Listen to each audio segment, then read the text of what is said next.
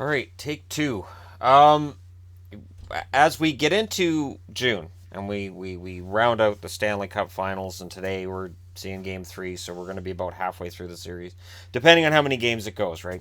And as soon as the Stanley Cup is awarded, as soon as they raise the cup over their heads, the talk turns to the draft. A lot of people are already talking about the draft and free agency. Now, the interesting thing is, you're going to have a lot of trade rumors. You're going to have free agency talk for 2018, but 2019 free agents are on the clock. It came out yesterday that John Chayka has offered Oliver Ekman-Larsson an 8-year, I think it's 66 or 68 million dollar contract. That's crazy money, but that's about where we're going to be. He currently makes $5.5 million a year. That would raise it to 8.25. Now, Arizona can afford that. I'm not getting into cap hits as they relate to the salary cap, because we're projecting a year out. But there are certain players who are going to be up in a year who are going to see significant raises, and there's some teams who could find themselves in cap hell. If they're in blue, they're UFAs that are going to be under the age of, or that are currently under the age of 30. Maybe 30 at the time that they become UFA, but right now they're below the age of 30. If they're red, they're 30 or older.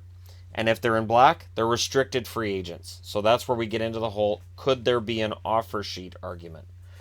For Anaheim, Silverberg and Henrique are their interesting UFAs in that they're below the age of 30. And Silverberg gives you a tantalizing view of what he could be. And sometimes he leaves you wanting more. Adam Henrique is a young center. And is he going to get a raise on that $4 million? And will Anaheim start negotiating with them at the start of the year? And again, because they're on final year, will there be rumors about their being traded? Of course.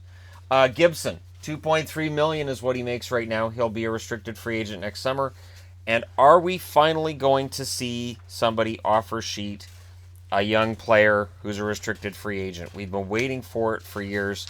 We know there's always the retaliation rumors of, if you make an offer sheet to Gibson, then Anaheim will turn around and offer sheet somebody you have. And that's always the fear. That's why we don't see restricted free agents get offer sheets. But I think that with the salary cap where it is, and I think that with competition being as it is and parity being as it is, somebody's going to pull the trigger and try one of these. And you do it for two reasons. Either to get the player, or to force the other team into an uncomfortable position with the rest of the roster because they match that and then they have to move somebody. Or both. Arizona, as I stated at the start of this, Ekman-Larsson is the guy who's under the age of 30 and looks like he's going to get a massive extension. If Ekman-Larsson turns that contract down, we will immediately hear rumors about him being traded out of Arizona and where he might go.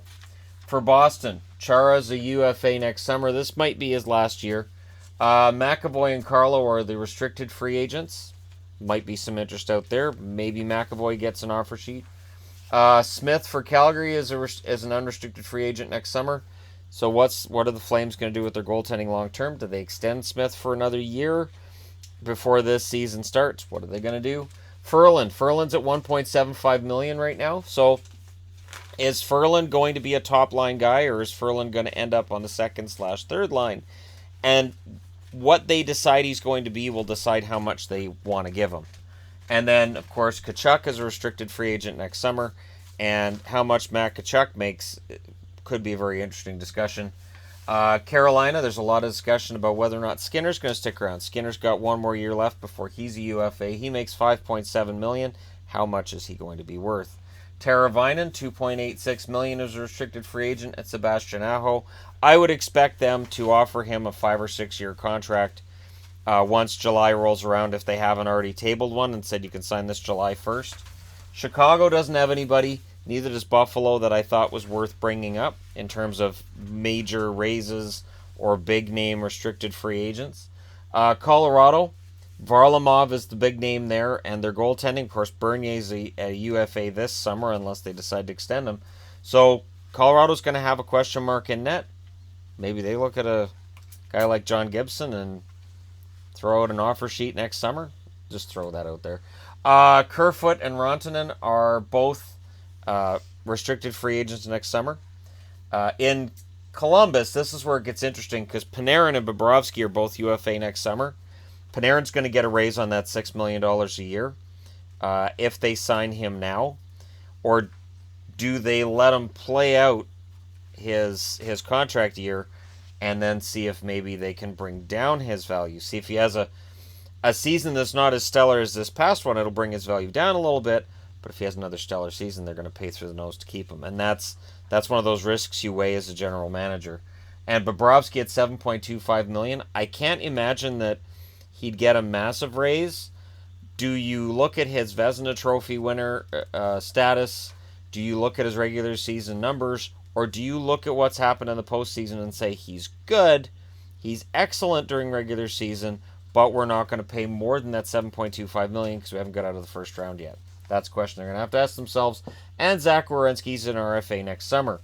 Tyler Seguin, $5.75 million for him. He's below the age of 30. I would think that he'll get a bank's vault worth of money. Jason Spetz is a UFA next summer. There's already all kinds of speculation about where Dallas might try to unload that money. That's $7.5 million. It's a lot. And Dallas is looking to upgrade their forward group, and that money may be holding them back. Lindell is an RFA next summer. Apparently, Lindell is untouchable to Dallas, according to the rumors. Lindell's one of the untouchables. What's he worth? Detroit, Nyquist is up next summer as a UFA at $4.75 million currently. Howard is 30 or older, $5.2 million. There have been rumors about Howard getting traded for years. Edmonton, Talbot's a UFA next summer. Puljujarvi is another one of those interesting cases. He's an RFA next summer. What's he going to be worth? Do you try signing him this summer to a 2-year bridge deal, or do you wait and see how he does this year and potentially have to pay more? Florida, nobody to worry about for Florida. Drew Doughty's the big name for LA. His name's going to be all over everything. He's going to get a raise on that $7 million. If Ekman Larsson's worth $8.25 million, Doughty's $10 million plus. Doughty's worth a mint. And he's $10 million plus right now anyways. So it'll be interesting to see what he gets. No other really big names for LA. Minnesota, Eric Stahl. He's UFA next summer, $3.5 million. How much do they give him, and do you try negotiating with him this summer, or do you wait till this contract year's up, or does he get moved at the deadline, or what's going to happen there? Pacioretty is the big name for Montreal. He's still below the age of 30. I think that he's still got quite a few good years left in him. I like Pacioretty. I do think Montreal is going to look to move him. I don't know for what, and I don't know where. I would think that anybody looking for a solid goal-scoring winger, which is, honestly, all 31 teams, he'll be an attractive option. But the rumor that Elliot Friedman has got out there is that it may be a sign and trade. So Montreal would negotiate a deal with him, or somebody else would negotiate a trade and then say, all right, we're giving you this for Pacioretty, but only if we can sign him long-term. And Montreal goes, fine, sit down and talk to him. Say, like, Nashville sits down and talks to him, and they go, all right, here you go. And so Nashville gets Pacioretty for Subban back. I'm just throwing that out there. Nashville, speaking of, Ellis is an unrestricted free agent next summer. He makes $2.5 million currently. He's going to get a big raise. Rinne is an unrestricted free agent next summer, and that's going to be an uncomfortable conversation due to his age. How much do you give him? How long a contract do you give him? What is he worth right now?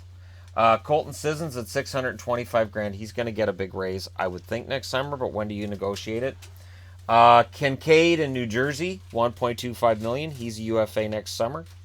Will Butcher is an RFA next summer at $925,000.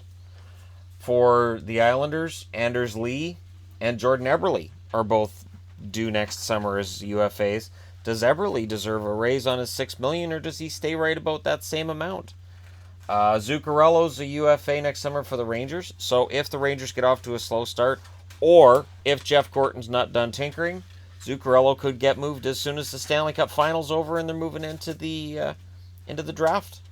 Pionk is going to be an interesting RFA next summer. I think Gilmore's up this summer. Is Pionk a guy that you just give like a bridge deal to, or was his run down the stretch so good that you want to give him an extended deal and prove to Rangers fans that you believe in this new young core going forward? Carlson and Duchesne are the names for Ottawa. So we've heard the complaints from Eugene Melnick about the amount of money that he spends and the amount of return that he got this year. Does that make him less likely to spend big money to keep Matt Duchesne around? How much is Carlson worth? And is Ottawa serious about keeping him around? If Ottawa's serious about keeping him around, I would imagine he's signed to an extension early this July, and maybe Duchesne as well, and maybe Ottawa calls a big press conference, has Duchesne and Carlson sitting there wearing their Sens jerseys and promising the people of Ottawa that this team is going to compete going forward. I don't know which way it's going to go, but that would be a smart way to do it. Sign them both, sit them down, with the press and say, here's where we're going. Philly's got some interesting decisions to make. Elliott's UFA next summer. Simmons is UFA next summer as well, and he's below the age of 30. And Simmons will attract a ton of interest if they decide to move him, or if he does go to unrestricted free agency. And Simmons is one of those guys too. How much is he worth?